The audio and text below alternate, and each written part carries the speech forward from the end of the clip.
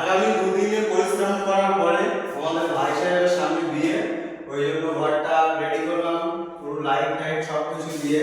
আমাদের ভাই সাহেব হচ্ছে শামীম ভাই, সামনে আমি অনেক পরিশ্রম করলাম।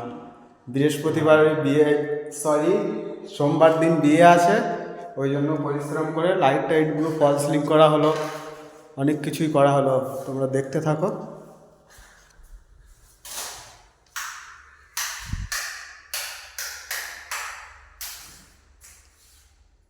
কেমন লাগছে দেখে সবাই বলো একটু। ইলেকট্রিকের কাজ আমি করলাম আর ফল সিলিং এর কাজ করেছে আমাদের ওই ভাই শামীম ভাই।